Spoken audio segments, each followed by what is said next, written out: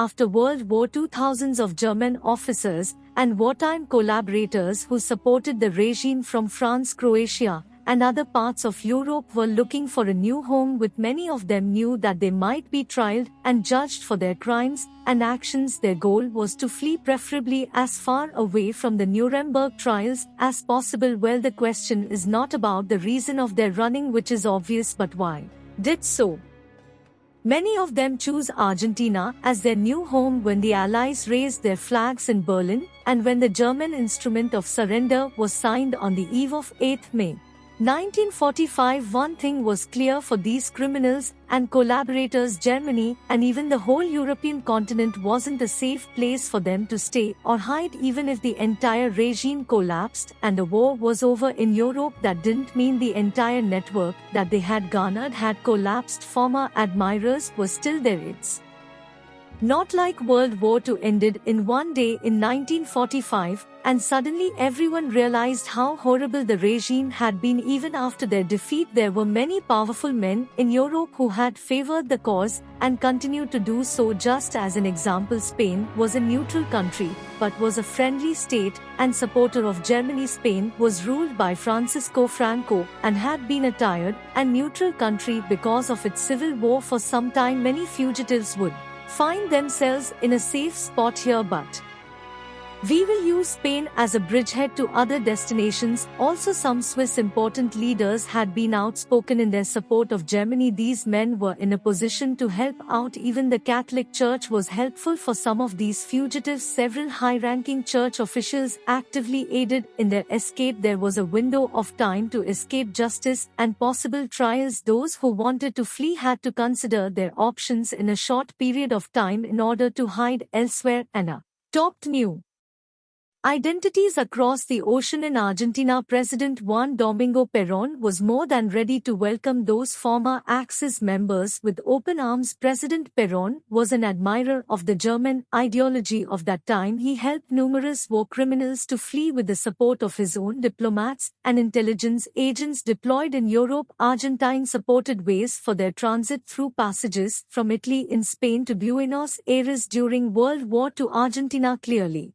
favored the Axis because of his precedent and probably because of close cultural ties with Germany, Italy, and Spain. Argentina was a former Spanish colony, and they achieved independence at the beginning of the 19th century through decades-long migrations of Italians and Germans created strong ties to these European countries. Argentina was a pro-Italian and pro-Germany country, and this was due to the fact that most Argentines were of Spanish, Italian, or German descent. The German government saw their sympathy, and the two countries created special links between each other. In Argentina were many German spies, and also Argentine officers and diplomats held important positions in Europe. Perón's government admired some totalitarian behaviors and tried to lead his country more in the direction of large military parades and militarization. Many important and influential Argentines, as wealthy businessmen or members of the government, were openly supportive of the Axis cause.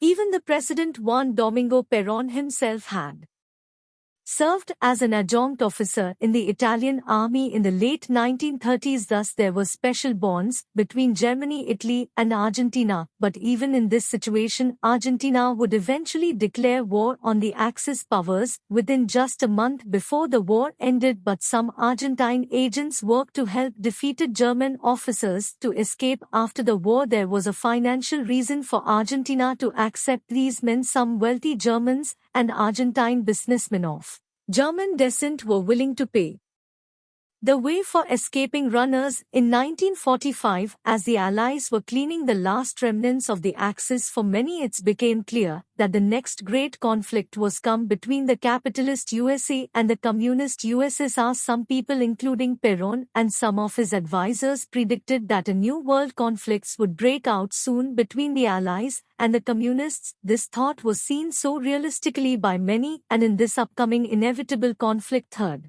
parties such as Argentina could tip the balance.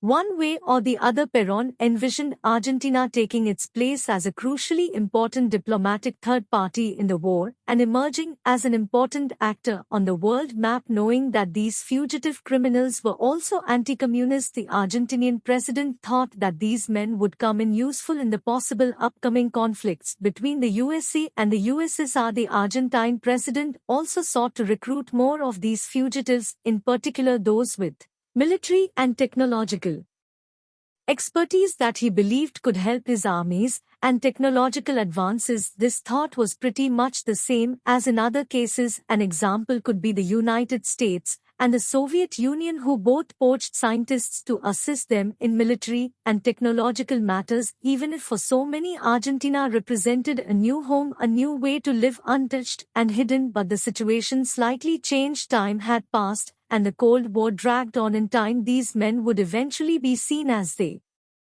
initially were. The support for them fled away with time, but Argentina was not the only place in South America that accepted them. Many others eventually found their way to other countries in the region. Hundreds migrated to places like Brazil, Chile, Paraguay, and other parts of the continent. For those who Argentina became an option after 1945. The situation changed just 10 years later. After Person's government fell in 1955, there was a fear that the new administration might not see with good eyes that our existence on Argentine soil and could send them back to Europe, mainly due to the new government's hostility towards Perón and all his former policies. Over time, the presence of so many became something of an embarrassment to the country. By the 1990s, most of these aged men were living openly under their own names. A handful of them were eventually tracked down and sent back for trials. Many others have lost their mark and were assimilated into Argentina's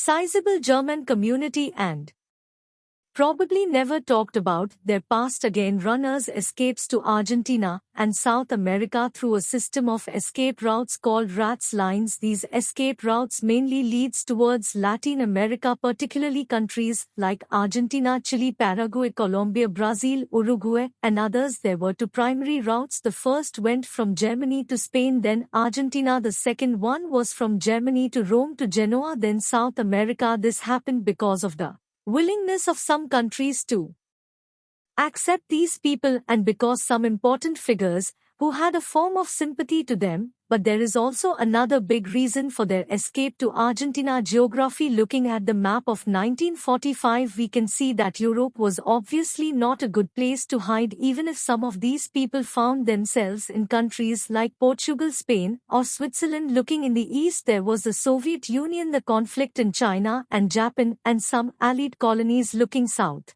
Africa was mainly a huge colony of France and Great Britain. In the west there was the US and Canada, but from the US-Mexican border to the south the option to run seemed plausible. Considering all options, Latin America was the only part of the world where true chances for a new life existed, even if after some time residing there some of them were caught. And from all these states, Argentina seems the best option, considering the openness of the Argentinian government at the end of the war to accept these criminals, collaborators, and others who fled. We want to thank you so much for watching this video and to express our gratitude to a few but very generous patron supporters. You can to support our channel by clicking the link in the description. Also, don't forget to subscribe. Click that bell button in order to see more animated history videos.